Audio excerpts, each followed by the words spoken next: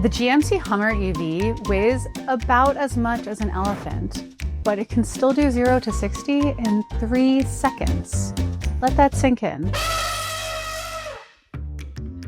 Hi, I'm Liz Naiman. Welcome back to EV 101, where we're going to talk about a few questions you can ask yourself to figure out what sort of EV is right for you and your lifestyle. Okay, the first big one is, will this be your only car? If you're adding a second car to your household, you have a ton of flexibility, and you're in good company. Over 50% of EV drivers are getting a second EV for their house. If this is your first car, you have a little bit more to consider. Think of EV range like sneakers. You don't need super high-tech running shoes just to walk around the block. But if you're actually running marathons, then you should invest in them. A lot of us go into EV shopping with grand plans and great visions of the car that we think we want. But most Americans only drive 30 miles a day. And that's not just for current saying that.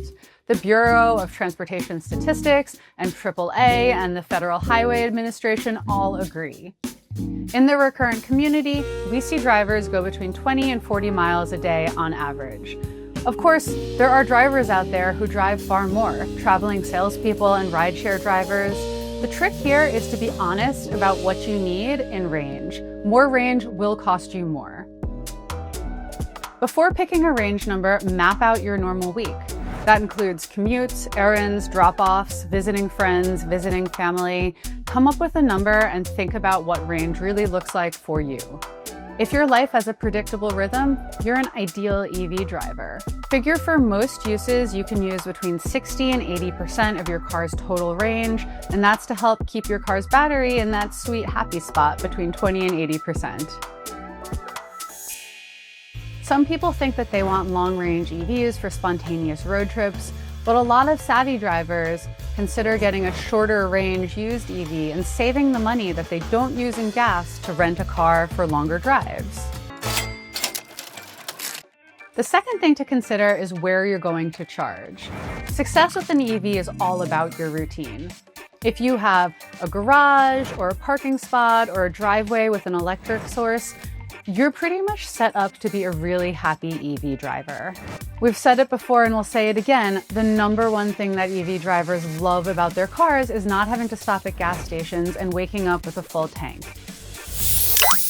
While home charging isn't required to be a happy EV driver, it is a major plus. There are drivers who are very happy and regularly charge at work or at school or in the neighborhood. To make this work, you really need to take stock of what your charger options are before you commit to a purchase. Scope out the price of public charging and the availability at times that you plan to charge your car. You can both go visit chargers and also use apps like PlugShare to check on the reliability and the availability of local chargers.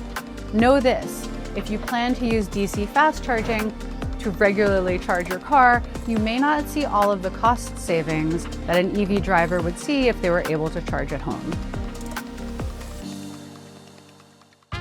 As a reminder, there are two types of cars with plugs. There are battery electric vehicles that are all electric and plug-in hybrids, which have a battery and then also have a fuel tank. If you know you can charge at home, have a predictable schedule, or really want those emission-free miles, a battery electric is a great choice.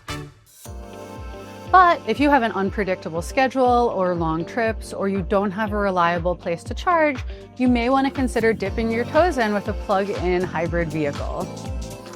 Many plug-in hybrid electric drivers in our community only refill their fuel tanks a couple of times a year and see major savings on their gas bills. However, these drivers prioritize charging and recharging their car whenever they can. If you don't use the battery on your plug-in electric vehicle, then it's no better than a gas car. It's not cheaper and it's certainly not cleaner. The next thing to consider is something that may not have occurred to you, and that would be finding a used electric car. There are fantastic bargains in the used EV market right now. In fact, more than 50% of the used EVs are under $30,000, and a lot of them are really new cars. Mostly 2023 and 2024 model year cars, so they're new cars with low miles and tons of tech. What else is good about a used EV? Well, they have 8-year, 100,000-mile warranties, so a lot of them will still have 5 or 6 years of warranty coverage left. Plus, used EVs are greener.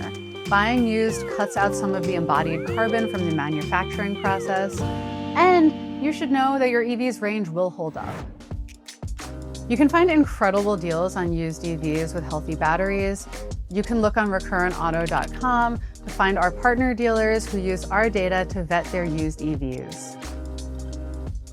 That's the end of EV 101. We hope that this series makes EVs feel simpler, clearer, and more understandable. We have a ton of resources that we'll post in the comments below. Thank you so much for considering driving electric. Keep on learning, and we'll be here if you have any questions.